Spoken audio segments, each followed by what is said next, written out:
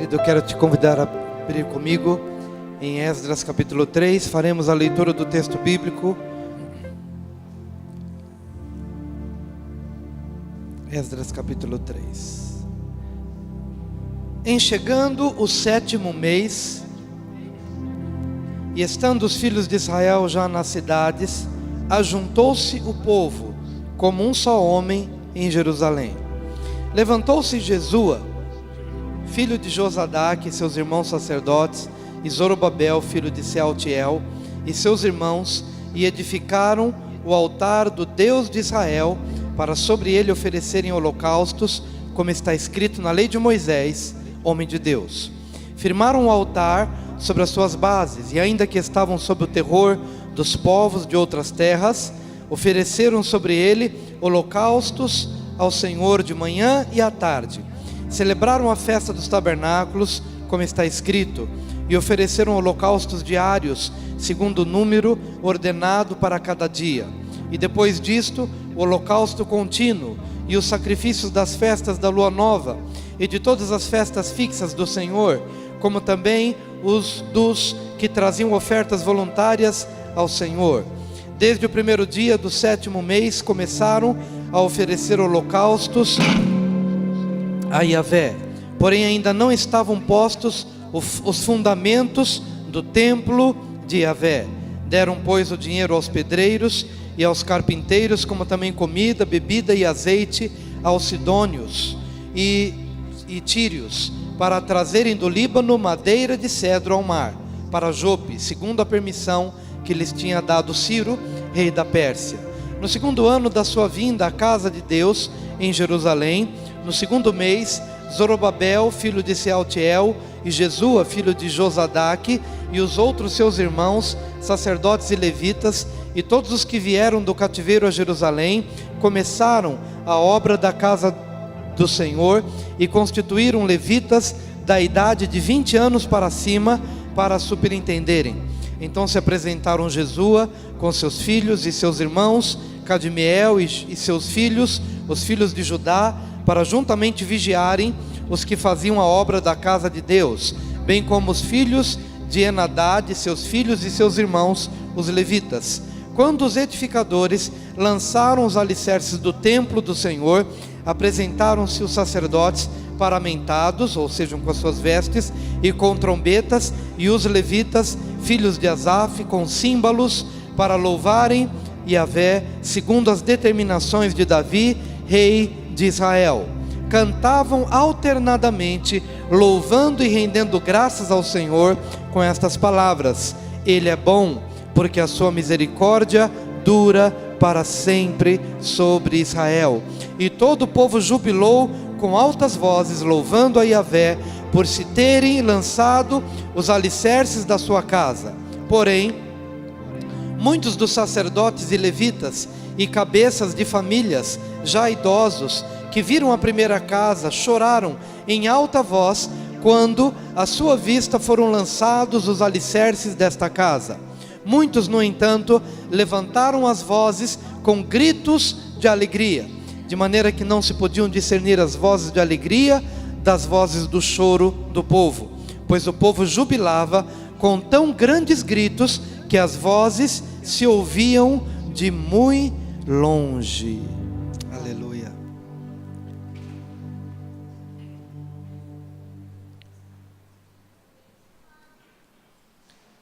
Gostaria de falar nessa noite sobre o tema restauração. Eu acredito que nós temos vivido um tempo de restauração da fé e restauração da espiritualidade. Quantos creem nisso? Que tenha havido o mover de Deus para restauração.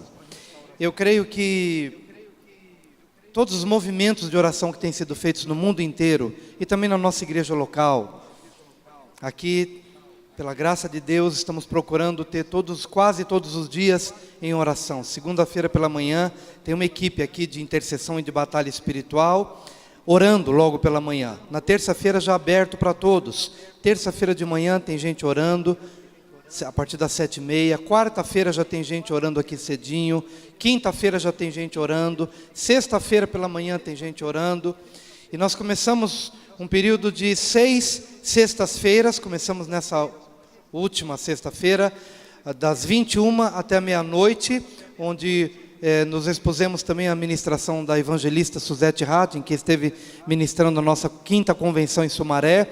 Trouxemos os DVDs, estamos ministrando na vigília, das 9 da noite até meia-noite, e assistimos o vídeo, e a gente ora, e adora, intercede, e vamos continuar fazendo isso por mais 5 sextas-feiras. Já tivemos a primeira, então vamos ter agora sexta-feira, a rede de mulheres vai dirigir, mas é aberto para toda a igreja, às sextas. E temos orado, e nós temos visto como resultado desta oração um mover de despertamento na vida das pessoas. As pessoas estão se despertando, não somente para orar, elas começam a vir ao culto. Pessoas que talvez já há algum tempo não estavam congregando, por algum motivo estavam meio distantes, mas a oração vai aproximando, vai aquecendo o coração.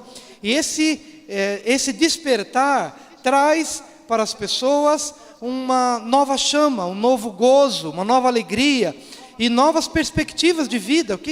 Para que eu vim a esse mundo? Qual é o meu chamado? Qual é a minha vocação? O Espírito vai se movendo de uma maneira graciosa na vida das pessoas. Porém, muitos quando chegam, começam a pensar assim: bom, tudo bem, eu me senti atraído pelo Espírito e eu estou aqui. Mas e agora? O que de fato Deus quer fazer? E qual é o processo pelo qual eu devo passar para que realmente a minha vida seja restaurada? Por que estamos falando sobre isso? Porque estamos diante de uma passagem bíblica de um povo também que buscava restauração. Esse povo tinha passado 70 anos no cativeiro babilônico e agora eles voltam para a terra. Só que eles voltam para a terra desorganizados, desanimados, fragilizados, envelhecidos. Enfim, havia todo um trabalho de Deus que tinha que se começar pacientemente, até que esse povo pudesse dizer que estava restaurado. E eu acredito que eles chegaram sem nem saber por onde começar. Estamos vindo da Babilônia, estamos voltando para a terra, por onde a gente começa? Talvez seja a sua pergunta: por onde você começa? Nesse processo de restauração na sua vida, nesse tempo novo que você está inaugurando, por onde você começa? E então eles começaram a buscar as Escrituras, e buscaram os sacerdotes e os levitas que tinham conhecimento das Escrituras, e eles então entenderam: nós precisamos levantar um templo, para que por meio desse templo possamos realizar os sacrifícios, e buscar a Deus, e fazer as orações. Precisamos fazer o templo. Mas eles se depararam com uma dificuldade, vamos assim dizer, material e técnica. Gente, para a gente levantar um templo, vai demorar muito tempo. A gente precisa de dinheiro para levantar, precisa de gente para trabalhar, e na verdade esse templo foi levantado, mas ele demorou anos. Mas a questão era urgente. A restauração da vida espiritual não pode depender de um edifício, não pode depender de uma construção que muitas vezes demora anos. E então eles pensaram, dentro dessa realidade do templo, o que é o prioritário? Posso não ter um templo, mas o que eu devo ter em primeiro lugar para que a obra de restauração comece na nossa vida? E então eles descobriram que eles precisavam de um altar do sacrifício, o altar do holocausto. Mesmo sem templo, mesmo sem paredes e construções, mas eles decidiram e eles entenderam pela orientação dos sacerdotes e dos levitas que eles podiam esperar um pouquinho mais o templo, mas o altar do holocausto é para ontem, o altar do holocausto é para já, é para agora, é imediato, porque é no altar do holocausto que os animais são oferecidos, e é através da oferta dos animais que Deus ouve a oração, perdoa o pecado do povo e começa uma obra de restauração. Amém? Então você tem que começar pelo altar do holocausto. Você tem que começar pelo altar do sacrifício. E nessa hora você começa a coçar a cabeça e dizer: mas como? Na prática? O que é isso? O que é o altar do holocausto? O que é o altar do sacrifício? O altar do sacrifício é onde se morre para se viver. Olha, o altar do sacrifício é onde o animal morre para que o povo viva. Jesus experimentou o altar do sacrifício na cruz do Calvário, onde ele morreu para que nós pudéssemos viver. No entanto, o apóstolo Paulo, lá em Romanos, capítulo 12, no versículo 1, a Bíblia nos diz, não precisa abrir, eu vou ler para você: rogo-vos, pois, irmãos, pelas misericórdias de Deus, que apresenteis o vosso corpo por sacrifício vivo, santo e agradável a Deus, que é o vosso culto racional. E não vos conformeis com este século, mas transformai-vos pela renovação da vossa mente, para que experimenteis qual seja a boa, agradável e perfeita vontade de Deus. Diga: Cristo foi o sacrifício universal. Mas eu preciso ser o sacrifício de hoje. Amém? A Bíblia diz que: rogo-vos, pois, irmãos, pela misericórdia de Deus, que apresenteis os vossos corpos como sacrifício. Que você apresente a sua vida como sacrifício. E este sacrifício é um sacrifício vivo. É um sacrifício santo. E é um sacrifício agradável a Deus. Que é o vosso culto racional. Que é o vosso culto inteligente. Que é uma escolha que você faz. Onde você não se conforma a esse mundo. Não vos conformeis a este mundo. Não tome a forma deste mundo. Antes, transformai-vos pela renovação da vossa mente, para que experimenteis qual seja a boa, agradável e perfeita vontade de Deus. Na prática, o que Deus quer fazer na minha vida e o que Ele quer fazer na sua vida, para que se inicie uma obra de restauração. Amados, todos nós temos falado isso quase todos os cultos, e temos dito que esse mundo procura trazer um molde para a nossa vida, quer fazer com que eu tome a forma deste mundo de diversas formas. O mundo se revela a nós, ou se nos apresenta de tal forma que ele bombardeia a nossa forma de pensar, influencia o nosso comportamento, procura influenciar a nossa maneira de pensar, de agir e de decidir, ditando a forma de se vestir, ditando a forma de viver, ditando a forma de se relacionar em família. E muitas vezes nós nos aproximamos querendo uma vida de restauração, mas às vezes não estamos dispostos a passar por este altar, porque neste altar do holocausto eu faço morrer essas inclinações da carne, eu faço morrer essas tendências da mente. No altar do holocausto, quando eu me apresento diante de Deus, no fogo do altar, as escórias da minha vida vão sendo queimadas, a influência deste mundo vai dando lugar, vai queimando a unção de Deus, e o fogo de Deus vai queimando as influências deste mundo, para que eu comece a ser influenciado pelo Espírito Santo de Deus. Mas esta obra de restauração, ela começa no altar do holocausto, quando eu morro para mim mesmo, quando eu começo a assimilar uma nova forma de pensar, não de acordo com a influência deste mundo, mas de acordo com a vontade de Deus. E então o Wilson vai morrendo, para que Cristo na minha vida viva.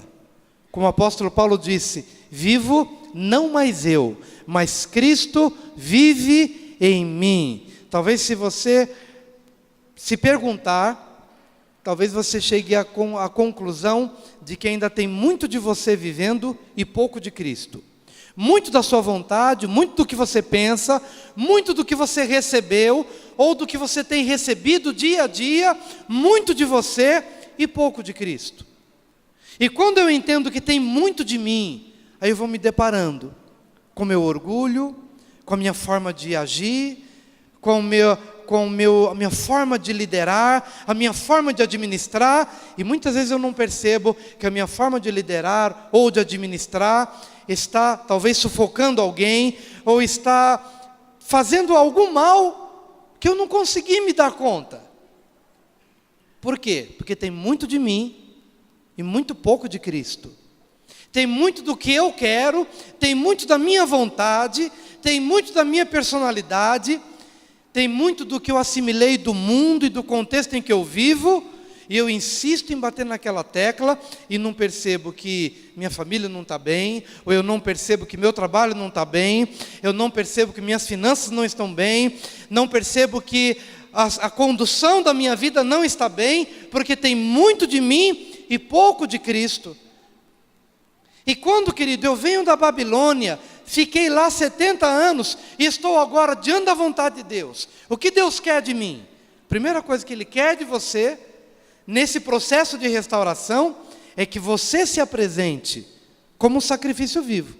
E que você diga: Senhor, eu estou aqui no teu altar, e que teu fogo não tenha piedade de mim, porque o Senhor é bom, e a sua misericórdia dura para sempre.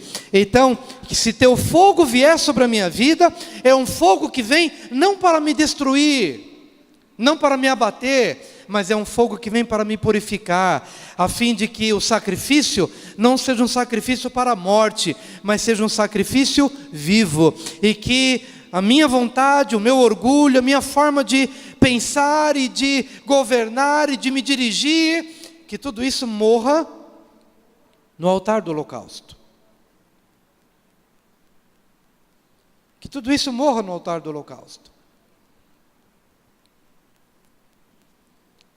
Nem sempre a gente assimila exatamente o que Deus está querendo falar.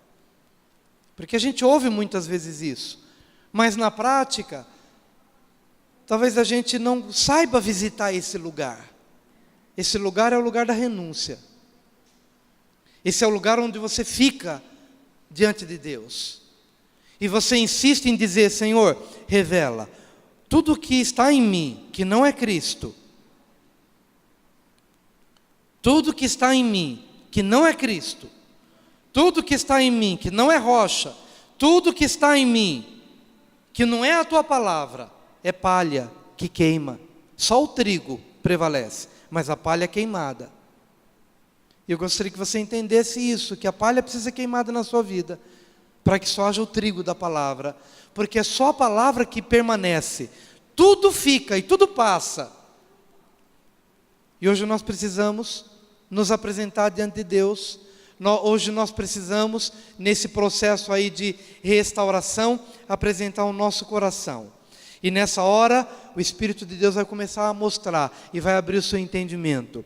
E a você, minha querida irmã, você que está casada e talvez nunca percebeu que algum gesto seu tem magoado ou tem ferido alguém da sua casa, mas você nunca percebeu isso.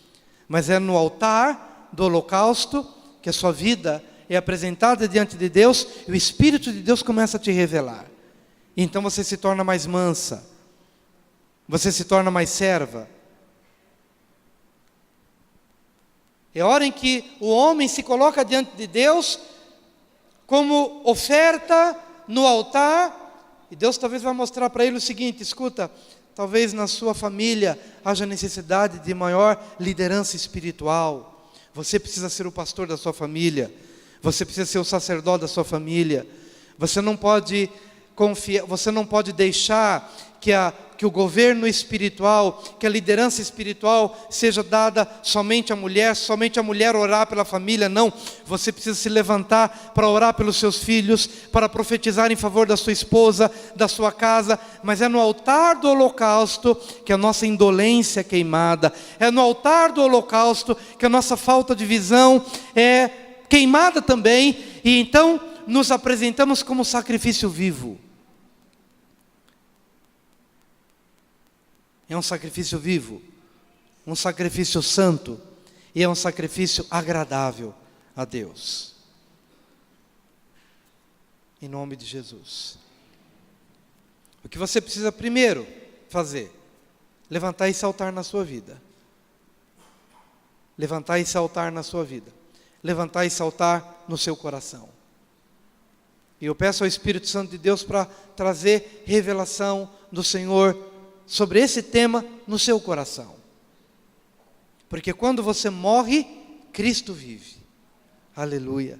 E nós temos aprendido que se Cristo vive em mim, eu verdadeiramente serei um cristão, uma reprodução de Jesus Cristo no seu caráter e na sua missão.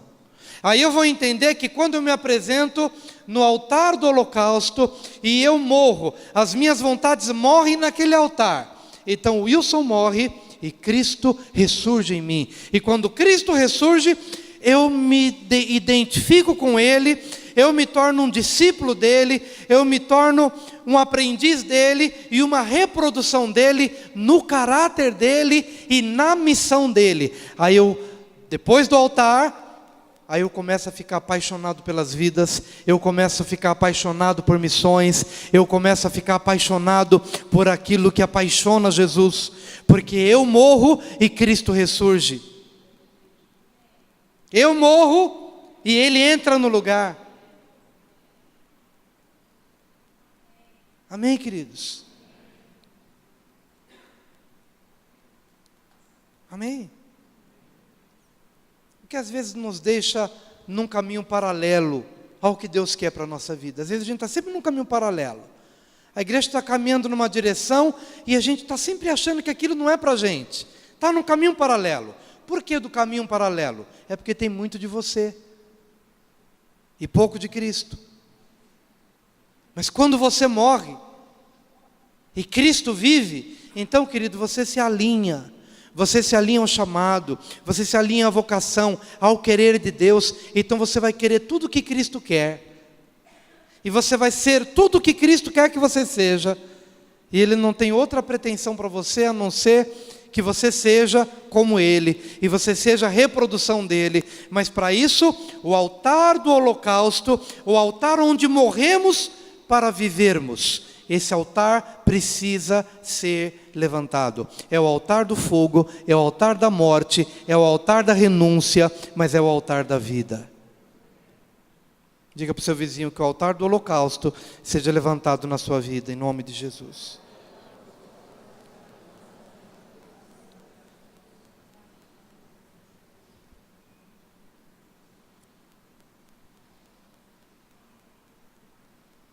É interessante a gente perceber esse texto, que eles estavam debaixo de uma tremenda vigilância dos inimigos.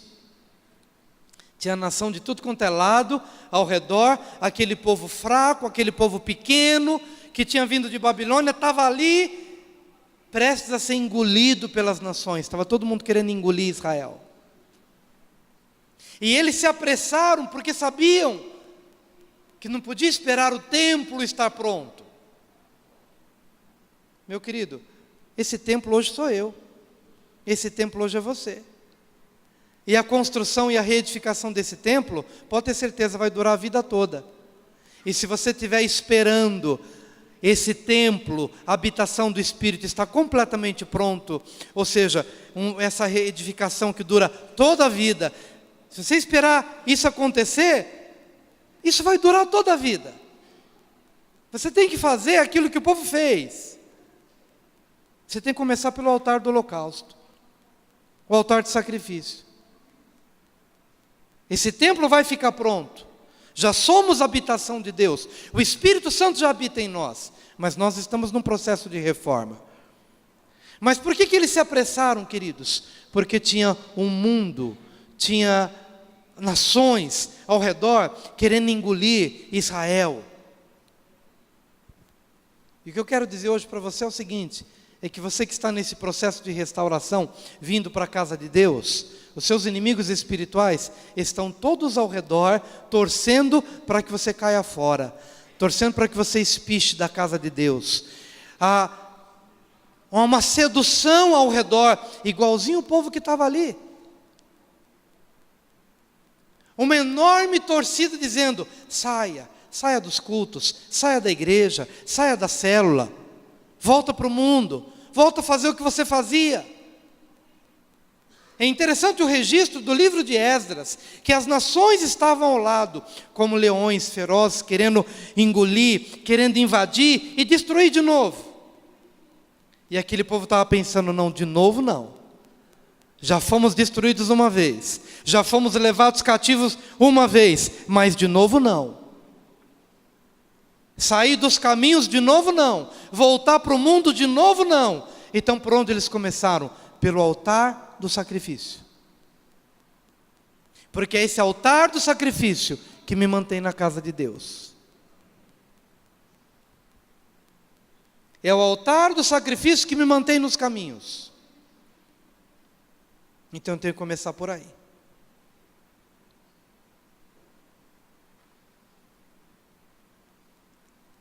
Pastor, não estou com vontade de orar. Então vai para o altar do sacrifício e sacrifica a tua carne que não está com vontade de orar.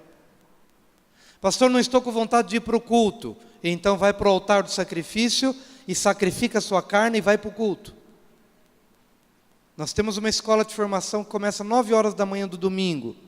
Está cansado? Sacrifica a sua carne e vem às 9 horas da manhã e venha se expor. E eu tenho certeza que quando terminar a escola e o culto, você vai procurar o cansaço no seu corpo e ele não vai existir mais. Por quê? Porque o cansaço morreu no altar e o espírito foi renovado, e o espírito foi rejuvenescido, o espírito foi fortalecido pela fé, porque o óleo de Deus vem e restaura a sua vida. Não pode vir no domingo pela manhã, venha na quinta-feira às 20 horas. Mas não está com vontade de fazer alguma coisa para Deus, vai para o altar do sacrifício, faz morrer as suas inclinações da carne e faça o que Deus quer que você faça. Porque a gente tem que começar no altar do sacrifício. É onde a minha carne geme. É onde o filho chora e a mãe não vê, mas no bom sentido. É onde a sua carne geme para que seu espírito se fortaleça. Cuidado, querido, quando você começa a fazer só aquilo que a sua carne quer. Cuidado quando você dá lugar ao seu cansaço, quando você dá lugar ao seu desânimo, quando você dá lugar aos seus desejos e às suas inclinações. Você tem que começar pelo altar do sacrifício, onde você morre para Cristo viver. Em nome de Jesus. E então, depois do altar do sacrifício, mesmo estando sob o terror dos povos de outras terras, eles ofereceram sobre ele holocaustos ao Senhor de manhã e à tarde. E apesar de estarem debaixo do terror das nações, eles começaram a se alegrar, aleluia. Celebraram a festa dos tabernáculos, como está escrito, e ofereceram holocaustos diários, segundo o número ordenado para cada dia, e depois disto o holocausto contínuo, e os sacrifícios das festas da lua nova, e de todas as festas fixas do Senhor, como também os dos que traziam ofertas voluntárias ao Senhor. O que está acontecendo aqui é que o mundo estava ao redor, fazendo pressão para invadir, para entrar e para destruir. Mas esse povo, depois de levantar o altar do sacrifício, entrou no outro nível, no nível das disciplinas espirituais. Diga, em primeiro lugar, eu levanto o altar do sacrifício. Mas desse jeito que você está falando, você não vai levantar o altar do sacrifício. Diga, em primeiro lugar, podemos melhorar ainda. Em primeiro lugar, eu levanto o altar do sacrifício. Com vontade, com determinação, com coragem, sem sono, sem preguiça, sem indolência. É o altar onde eu morro voluntariamente. Mais uma vez, é o lugar onde eu morro voluntariamente para me apresentar como sacrifício vivo. Amém. Mas diga ainda, mas em segundo lugar, eu entro numa nova dimensão das disciplinas espirituais. É interessante, queridos, que depois do altar, e começaram a sacrificar, aí depois eles não pararam mais. Glória a Deus por isso. Aí começaram a celebrar as festas.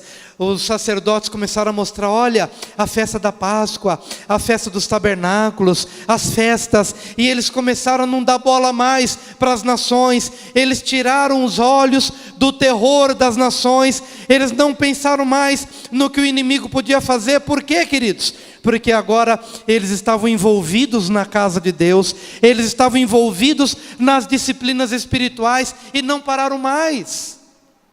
O que eu quero dizer, meu amado, é que quando você morre no altar e vive no altar, você começa a focar um novo caminhar na presença de Deus, e você não para mais. É muito legal quando a gente começa a entender que quando eu morro, eu vivo. Quando eu morro, Jesus vive em mim. E agora eu entro numa nova dimensão, como esse povo entrou numa nova dimensão. Numa dimensão de festas, numa dimensão de celebração, numa dimensão de cultos. Eles se tornaram um povo totalmente comprometido com Deus. Que é o que Deus quer que você seja. É muito legal quando a gente vê as pessoas no primeiro amor. E a gente às vezes tem que pedir: Deus, devolve-me o primeiro amor, restaura-me o primeiro amor. E no primeiro amor o que acontece? A gente está no ensaio do coral, a gente está na vigília. No primeiro amor a gente está de manhã cedinho nos cultos para ouvir de Deus. No primeiro amor a gente está na célula. No primeiro amor a gente está falando do amor de Jesus aos vizinhos, aos colegas, aos amigos da direita e da esquerda. É isso que esse povo está fazendo. Quando ele morre no altar, ele entra numa dimensão de disciplina, de disciplinas espirituais e de vida com Deus. É festa dos tabernáculos. É oração contínua. É um culto que não acaba mais. É uma nova dimensão de relacionamento espiritual uns com os outros e com Deus. Eu queria hoje te perguntar, meu querido, em nome de Jesus, como está a sua vida de oração, como está a sua vida de jejum, como está a sua vida de cultos, de células, de falar do amor de Jesus, de compartilhamento do amor de Jesus, não por obrigação, não somente porque está escrito, puxa, eu tenho que fazer. Eu acredito que muitos aqui até fizeram com medo de voltarem para o cativeiro, e fizeram meio bitoladinhos, ou de uma forma religiosa, com medo de alguma coisa acontecer. Mas não é no medo que devemos fazer, mas é na alegria, e é no gozo de uma nova vida com Cristo Jesus. É no gozo de uma nova vida com Cristo, disciplinas espirituais, em nome do Senhor Jesus. Que bom poder perceber que na hora da restauração, estas verdades vão sendo levantadas em nossa vida. E a gente começa pelo altar, onde morremos, e no altar onde nós vivemos. E damos prosseguimento nas nossas disciplinas espirituais. Na leitura da Bíblia, na participação dos cultos, na assiduidade na casa de Deus, nas células, no discipulado, nos estudos, no compartilhar do amor de Jesus, nas orações, no partir do pão, na ceia do Senhor, nos ministérios.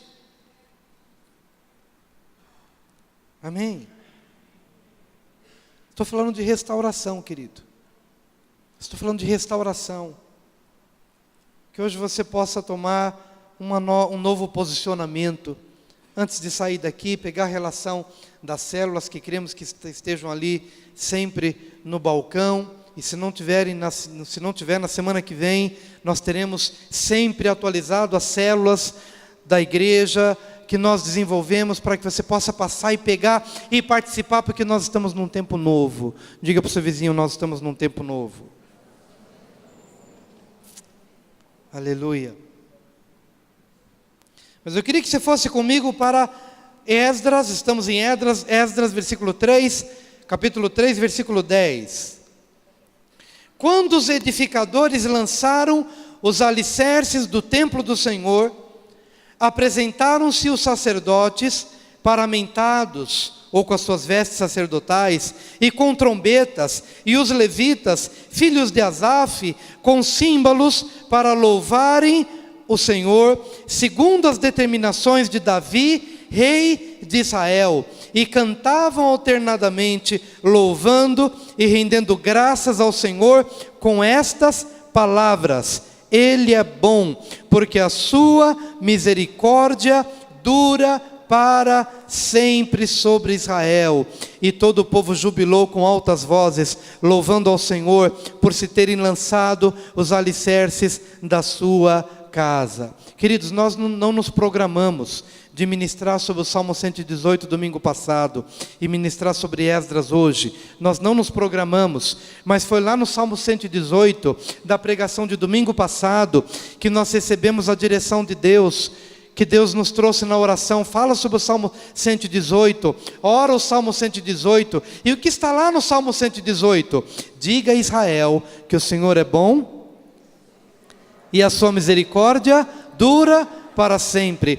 Diga à casa de Arão, o Senhor é bom e a sua misericórdia dura para sempre. E diga a todo aquele que teme ao Senhor, o Senhor é bom e a sua misericórdia dura para sempre. E de repente nós vemos aqui esse povo que está buscando ser restaurado na sua fé e na sua comunhão, com os sacerdotes, com os levitas, com trombetas, com instrumentos, dizendo estas palavras do Salmo 118, Ele é bom e a sua misericórdia dura para sempre. E por que faziam isto? Porque essa é uma proclamação profética. Quando eu faço isso no meu lar, quando eu faço isso na minha casa, no meu local de trabalho, eu estou chamando para o lugar onde eu me movo a bondade de Deus e a misericórdia de Deus para o que me diz respeito. Eu proclamo que toda a maldade deste mundo cederá espaço, porque a bondade de Deus está chegando. Toda a impiedade deste mundo, que machuca, que ofende e que oprime as pessoas, quando eu proclamo profeticamente esta palavra, eu estou chamando a bondade de Deus para hoje, para aquilo que me diz respeito. Eu estou chamando a misericórdia de Deus. E amados, todos nós precisamos da bondade de Deus. Todos nós precisamos da misericórdia de Deus. E olha só que eles estavam ali, cercados pelas nações que queriam engolir Israel. E a Bíblia diz que eles fizeram essa proclamação profética.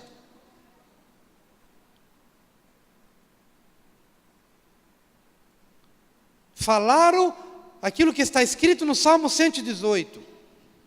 Que nós falamos na semana passada, proclamando a bondade de Deus e proclamando a misericórdia de Deus. Quando você proclama a bondade de Deus, tu és bom, Senhor, você traz dessa bondade para o seu arraial, do favor de Deus para a sua realidade. É mais ou menos o que Jesus fazia quando ele declarava, e João Batista declarava: arrependei-vos, porque é chegado o reino dos céus. A maldade vai dar lugar para a bondade, a impiedade vai dar lugar à misericórdia, porque Deus está chegando. Agora você imagina, você proclamar a bondade e a misericórdia para um filho seu, que está precisando do favor de Deus. Você proclamar a bondade e a misericórdia de Deus no lugar onde você está plantado. Eu estou falando de uma proclamação profética. Eu estou falando que a proclamação profética, ela é o terceiro elemento que nós identificamos nesse texto bíblico, que nos mostra o caminho da restauração. O primeiro é o altar do sacrifício. O segundo, disciplinas espirituais. E o terceiro é a proclamação profética da bondade e da misericórdia do Senhor, porque Ele é bom e a sua misericórdia dura para sempre. Aleluia. E então todo o povo jubilou com altas vozes, louvando a Yahvé por se terem lançado os alicerces da sua casa. Diga: eu sou a casa de Deus. Eu sou a habitação do Espírito Santo de Deus. Aleluia. Glória a Deus. Mas amados, em meio a essa situação, em último lugar, primeiro o altar, depois as disciplinas espirituais, mas eles decidem então lançar os alicerces para o templo, que demoraria anos para ser levantado, mas eles levantam os alicerces. Mas enquanto lançavam os alicerces, havia um misto de tristeza e de alegria. Olha o que diz aqui no versículo 12: porém, muitos dos sacerdotes e levitas e cabeças de famílias já idosos, que viram a primeira casa, choraram em alta voz quando à sua vista foram lançados os alicerces desta casa. Muitos, no entanto, levantaram as vozes com gritos de alegria. Havia um misto de tristeza e de alegria. Por que tristeza? Tristeza por parte dos mais velhos e alegria por parte dos mais novos. Porque os mais velhos se lembravam do templo de Salomão, grandioso, majestoso, tremendo, cheio do ouro e da prata, da beleza. Um templo levantado num tempo áureo da história de Israel. Mas esses mais velhos eram jovens ou eram crianças quando viram aquele templo grande e majestoso. Mas esses foram crescendo, foram para o cativeiro e voltaram agora. E agora, quando percebem os fundamentos do novo templo, percebem que esse novo templo é infinitamente menor, é menos suntuoso, é mais simples, não tem a glória do primeiro templo, porque ele é feito em meio à pobreza, é feito em meio às dificuldades de um tempo de restauração. E então os mais velhos, comparando o templo de Salomão com esse novo templo, ficaram tristes. E os mais novos, que não conheciam o templo de Salomão, se alegravam. Eu queria que você entendesse isso a partir de uma experiência que eu tive. Quando eu comecei a minha vida profissional, eu estava num determinado setor de uma empresa, era uma grande empresa. Eu estava num determinado setor e estava começando a minha carreira profissional. E ao meu lado trabalhava um colega meu que estava terminando a sua carreira profissional. Então nós estávamos ganhando a mesma coisa, no mesmo departamento, eu começando, feliz da vida, porque ganhava pouco, mas eu estava olhando para frente, eu estava começando. E ao meu lado, uma pessoa que estava terminando a sua carreira profissional. E todos os dias ele lamentava, todos os dias ele lamentava, dizendo: meu Deus, por que eu fui perder o meu emprego em Furnas? Ele trabalhava em Furnas, e quando ele trabalhava em Furnas, ele ganhava muito dinheiro, ele tinha uma casa belíssima, a família dele era suprida de tudo, mas ele cometeu um equívoco, um erro, e perdeu aquele emprego, e foi parar lá, naquele setor em que eu trabalhava. Ele estava terminando a carreira, e eu estava começando. Para mim, havia alegria, para ele, tristeza. Eu estava olhando para frente, mas ele estava olhando para trás, ele estava olhando para o passado, ele estava se lamentando pelas perdas da vida, pelas dificuldades da vida. Por isso, aquele mesmo local de trabalho, para um era motivo de tristeza, e para outro era motivo de alegria. Exatamente como este povo, os mais velhos olhavam para aqueles alicerces, e não conseguiam se desprender do passado. Ah, o meu passado era tão bom. Ah, o meu passado foi tão glorioso. Ah, o templo de Salomão, esse é tão pequeno. Mas os jovens estavam olhando para frente. No processo de restauração, você precisa começar uma nova história, sem olhar para trás. Diga para o seu vizinho: não olhe para trás.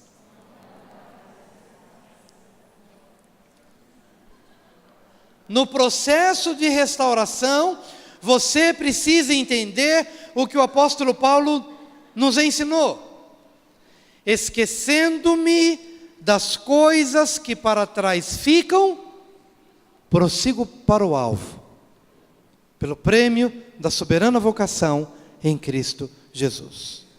Porque o seu passado pode ter coisas grandes, e você olha hoje para o seu recomeço e fica pensando: puxa vida, eu estou recomeçando, eu já vivi tempos tão gloriosos, eu já tive tanta coisa na vida.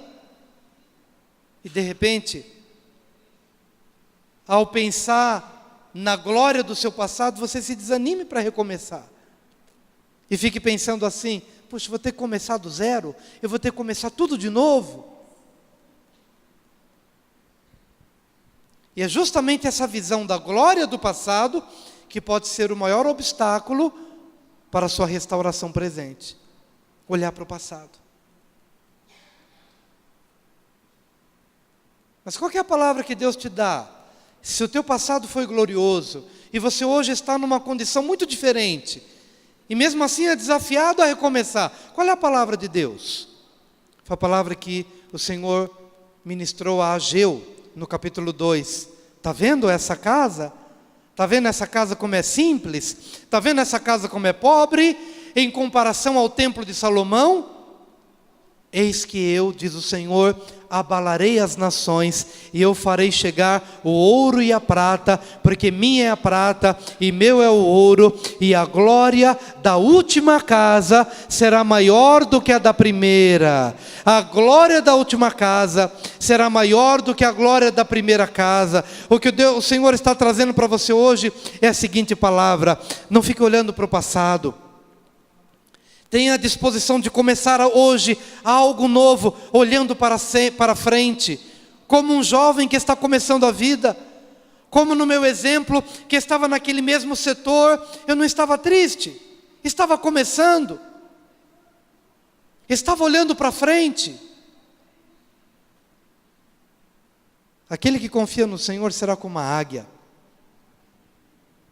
caminhará e não se cansará, correrá e não se fadigará, terá suas forças renovadas, subirá como águias, com asas, e galgará e voará novos patamares, e a glória da última casa será maior do que a glória da primeira casa. O que eu quero dizer é que essa fase que você inicia hoje na sua vida será uma fase mais gloriosa do que qualquer outro período da sua vida, basta você crer. Você precisa crer nisso em nome de Jesus. Você precisa chegar no altar e morrer até para o seu passado, para você se abrir para o melhor de Deus que Deus tem para você. Você tem que chegar no altar do holocausto e morrer para você mesmo, para você começar uma nova história, para você viver. Você precisa entrar numa dimensão de disciplinas espirituais, onde a vida de oração fará parte da sua vida, a vida de comunhão, a vida de perseverança, a vida de perdão, fará parte da sua vida, de disciplinas espirituais. A vida de proclamação, a proclamação profética de que Deus é bom. Você pode talvez hoje estar no fundo do poço, numa determinada área da sua vida, no fundo do poço, talvez se lembrando da glória do templo de Salomão. Aquele tempo foi bom, hoje eu estou no fundo do poço. Mas lá no fundo do poço, você vai proclamar: o Senhor é bom e a sua misericórdia dura para sempre. E porque Ele é bom e a sua misericórdia dura para sempre, a bondade dEle me alcança no nível em que eu me encontro. A misericórdia dEle me perdoará da minha rebeldia, da minha desobediência, porque eu me quebranto no altar do holocausto. Eu me arrependo e o Senhor vem e me resgata. É a proclamação profética da bondade de Deus e da misericórdia que duram para sempre. Mas em último lugar, diante de toda a glória passada, decidir não olhar para trás, não fazer como os sacerdotes e levitas mais idosos, que choraram e choraram e choraram, porque compararam a glória passada com a pequenez do presente. Mas me alegrar pela oportunidade de recomeçar, de restaurar, de começar de novo, de olhar para frente e de entender que a glória da última fase da minha vida será maior do que a glória da primeira fase, do primeiro templo. Amém? Eu quero orar por você nessa hora. Quero te convidar a vir aqui à frente.